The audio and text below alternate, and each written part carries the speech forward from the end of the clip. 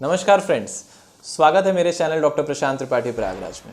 दोस्तों, आज का जो हमारा टॉपिक है वीडियो का वो फोकस करेगा कि हम क्या ऐसे मेजर्स लें जिससे हम एल्डरली पीपल में, वृद्ध लोगों में गिर जाने की जो आदत है उसको हम कम कर सकें या मामूली सी चोट से फ्रैक्चर्स को प्रिवेंट कर सकें।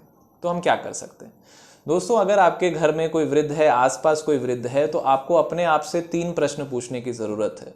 पहली चीज़, क्या वो वृद्ध पिछले साल कभी गिर गए थे? दूसरा प्रश्न, क्या उनको चलने में तकलीफ आती है या फिर चलते वक्त इम्बैलेंस रहता है? तीसरा प्रश्न, क्या उन्हें चलने में गिर जाने का भय रहता है या फिर एक गिर जाने की अनुभूति होती है या फिर ऐसा लगता है कि हम नहीं चल पाएंगे, गिर जाएंगे? तो ये 3 प्रश्न में से किसी भी प्रश्न का आंसर अगर यस है तो दोस्तों इस वीडियो में बने रहिए, बहुत ही अच्छी जानकारी आपको मिलने वाली है। दोस्तों, आपने अक्सर सुना होगा कि वृद्ध लोग एक मामूली सी चोट से, एक स्टेप को मिस कर दिया या फिर एक कहीं बैठे बैठे ही एक कुर्सी पे ही अगर थोड़ा सा कुर्सी स्लिप हुई, गिर गए, मामूली सी चोट से उनके फ्रैक्चर्स हो जाते हैं। ऐसे फ्रैक्चर्स को हम ऑस्टियोपोरोटिक फ्रैक्चर्स बोलते हैं। ये मोस्ट कॉमनली आपके कमर के हिस्से में, कूल्हे में, कलाई में कॉमनली देखने को आते हैं। तो दोस्तों, जो फ्रैक्चर्स का रिस्क है वो ऑस्टियोपोरोसिस में बहुत ज़्यादा बढ़ जाता है और ऑस्टियोपोरोसिस सबसे बड़ा कारण है एल्डरलीज में फॉल होकर के फ्रैक्चर होने का। दूसरा जो कारण है वो है हाइपरटेंशन या फिर ब्लड प्रेशर की तकलीफ। अक्सर एल्डरलीज में एक हाइपरटेंशन एक बड़ी एक कॉमन बीमारी है जिनसे वो ग्रसित रहते हैं, लेकिन वो अपने फिजिशियन से रेगुलर कंसल्ट नहीं करते हैं, रेगुलर अपना बीपी मॉनिटरिंग नहीं करते हैं और जो दवा चल रही है उसको सालों खाते रहते हैं। तो ऐसे में कई बारी हमारी बीपी में फ्लक्चुएशंस आते हैं जिसके कारण एक सिनकोपिक अटैक, एक चक्कर का अटैक आ सकता है, जो कि एक गिरने का एक इम्पॉर्टेंट कारण बन सकता है।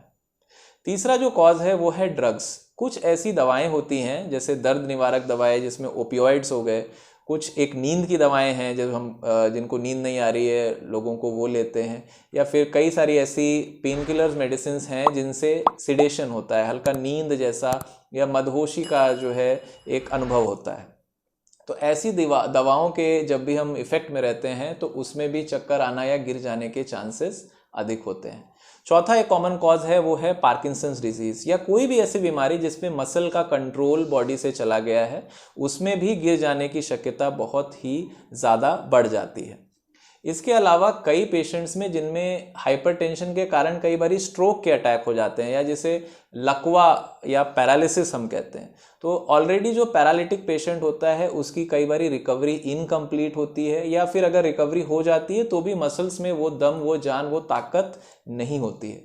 तो ऐसे में हमें बहुत ध्यान देना है कि हमेशा सपोर्ट के साथ रहें और गिरने का जो दर है उसको कम करके रखें।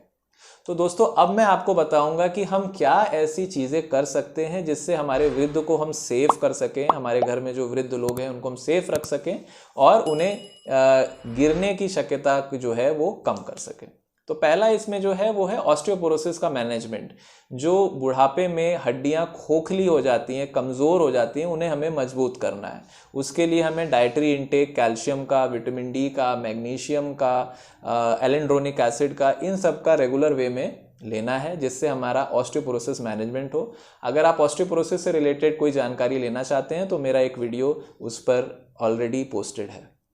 सेकंड जो है वो है हाइपरटेंशन। हम अपने बीपी को रेगुलर मॉनिटर करें, फिजिशियन से कंसल्ट करें ताकि सिनकोपिक अटैक्स की जो टेंडेंसी है वो कम हो जाए।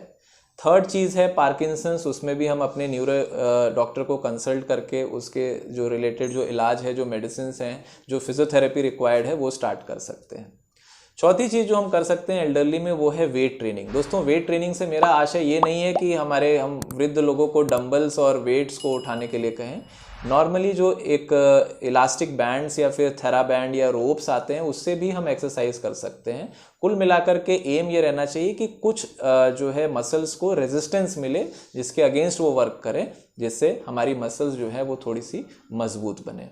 इसके अलावा हम अपना जो है ऐसी दवाएं जो कि सिडेशन जिनसे होता है उसको हम अवॉइड करके चल सकते हैं। और जो भी हमारे वृद्ध लोगों का कमरा है या फिर आने जाने की जो जगह है उसमें बहुत ज़रूरी है कि हम एक क्लीन पाथवे रखें जिससे पेशेंट आराम से उस रास्ते से गुजर सके और कहीं पर भी उसे ठोकर या फिर चोट लगने की शक्यता ना हो। दूसरा, एल्डरलीज में बाथरूम में गिरना एक बहुत कॉमन चीज़ है, तो हम ऐसी मैट या ऐसे वॉशेबल वहाँ पे मैट्रेसेस बिछा सकते हैं जिससे गिरने की शक्यता कम हो जाए। तो दोस्तों, मैं आशा करता हूँ ये वीडियो आपको अच्छा लगा होगा। मैंने इसमें कोशिश करी है कि हमारे जो वृद्ध लोगों से संबंधित गिर जाने की जो दिक्कत है, फ्रैक्चर्स की जो प्रोपेंसिटी है, उसको हम कैसे कम कर सकें। तो आपको अगर कोई भी प्रश्न है आप कमेंट सेक्शन में पूछ सकते हैं। आशा करता हूँ ये वीडियो आपको पसंद आया होगा। अब मैं विदा लूंगा। धन्यवाद।